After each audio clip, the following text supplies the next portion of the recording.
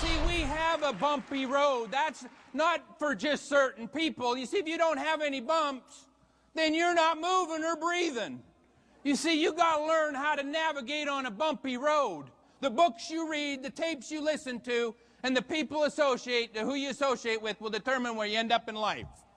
I was 30 years old. I'd never read a book. I'd never listened to a tape. And you should have seen the dudes I was hanging out with. No wonder I was broke.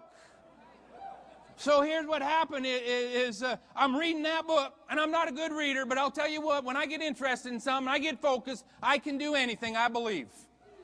And I'm reading this book, and Anthony Robbins loved to race cars, and he was talking about when you're going into that skid or you're going into that slide, and you see that wall, and everybody keeps hitting that wall, bang, bang, bang, bang.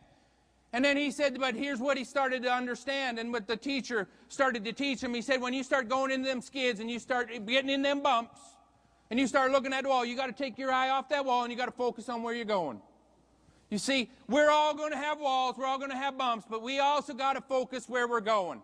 Here's some of the tips I'm going to give you, but you got to have a goal, because when you're in the ditch, and you will get in the ditch, you got to have something that you got to be focusing on. It's got to be bigger than yourself. Number two, you got to put that thing in writing.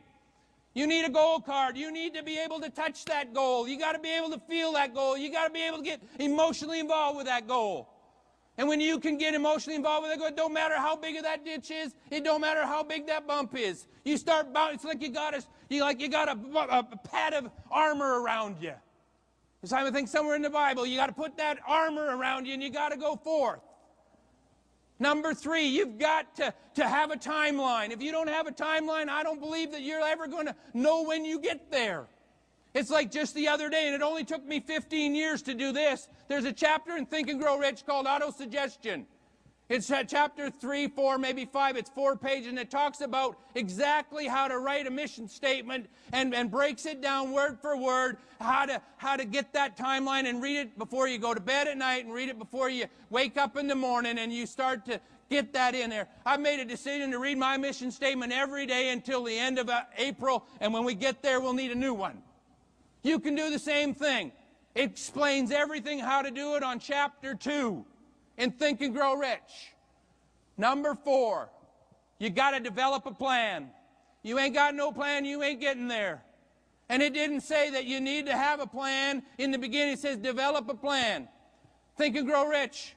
Napoleon Hill studied 500 of the most successful people in the world for 25 years, and here's what he come up with. They had 2 things in common. Not 3, not 32. I can understand who. Number 1, they had a crystal clear picture of what they wanted. Crystal clear. And number 2, they developed a plan to achieve their goal. Nothing more, nothing less.